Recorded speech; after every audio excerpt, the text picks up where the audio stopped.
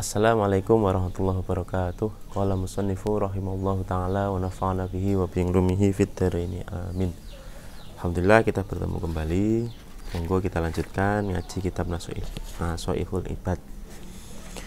Wal maqalatu saminatu wassalasuna. Utawi maqalah kaping 38. An Ka'bil al-Ahbar, saking Ka'ab al-Ahbar. Ayat tegese sinten niku Ka'ab al-Ahbar? Malja'al ulama'i, jadi panggonane rujukan pira-pira ulama minal Yahudi saking kaum Yahudi.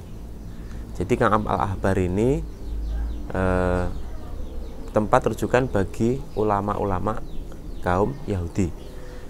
Namun aslama manjing Islam fi zamani Sayyidina Umar bin Khattab saking ing zamane Sayyidina Umar bin Khattab. Jadi Ka'ab al-Ahbar ini masuk Islam pada waktu Sayyidina Umar. Apa yang disampaikan beliau?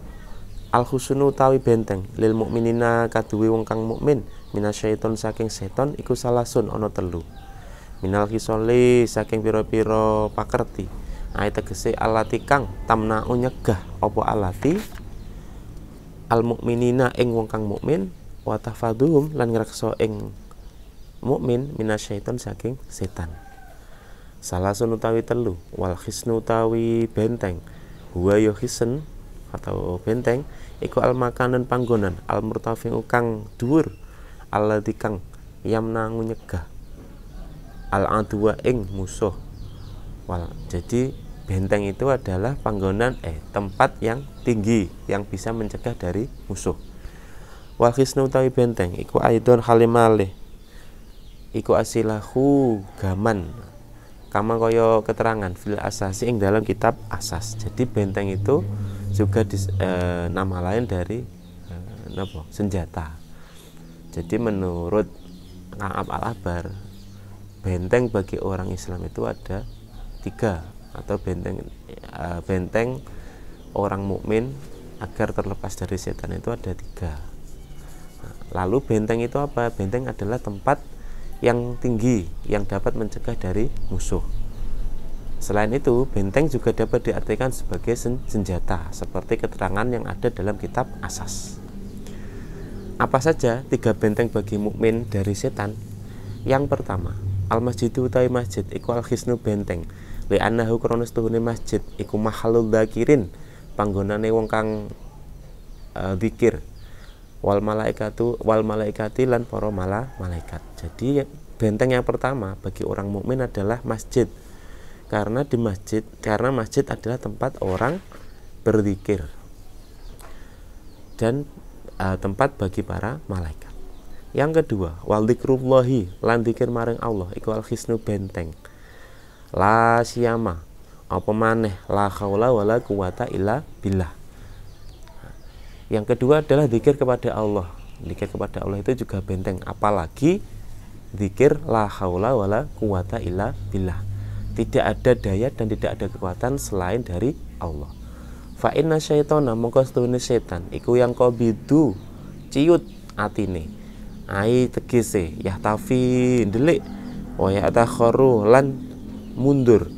Ida nalikone sami akrungu dzikrullahi ing dzikir maring Allah. Jadi setan itu akan ciut hatinya dan akan takut bahkan mundur ketika mendengar dzikir kepada Allah.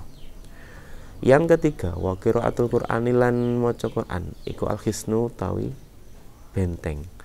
La siyama apa maneh ayatul kursi, ayat kursi. Kama kaya keterangan huwa yoma iku mujarrabun ing kitab mujarrabat. Jadi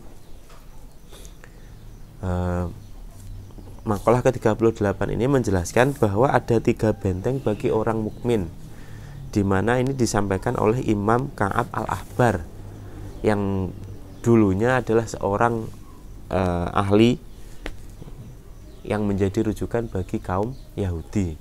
Namun pada zaman Sayyidina Umar beliau masuk Islam atau mu'alaf. Beliau menyampaikan bahwa ada 3 benteng bagi umat Islam atau mukmin. Yang pertama adalah masjid. Kenapa masjid bisa dikatakan sebagai benteng? Karena masjid adalah tempatnya orang-orang berzikir, juga tempatnya bagi para malaikat.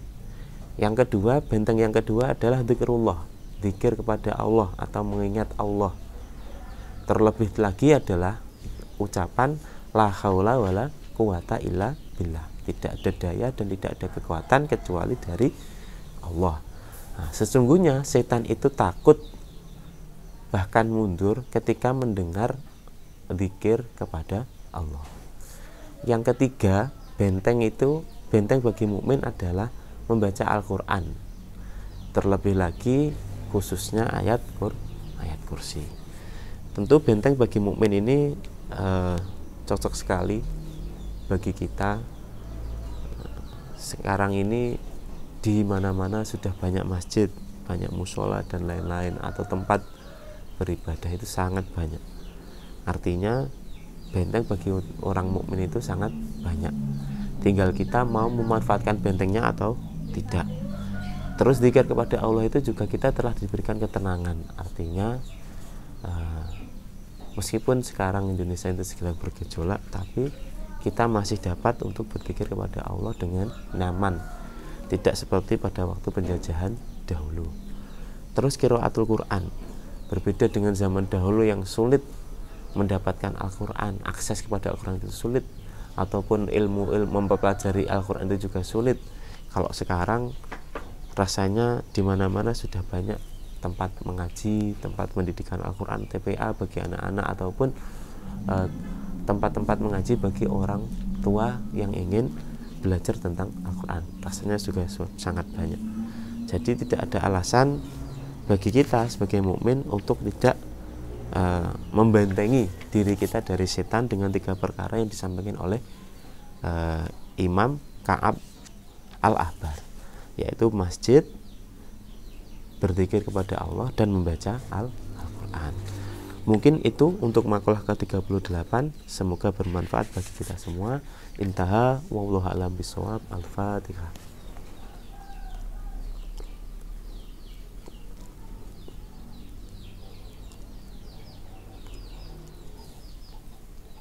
Akhiran, wassalamualaikum warahmatullahi wabarakatuh.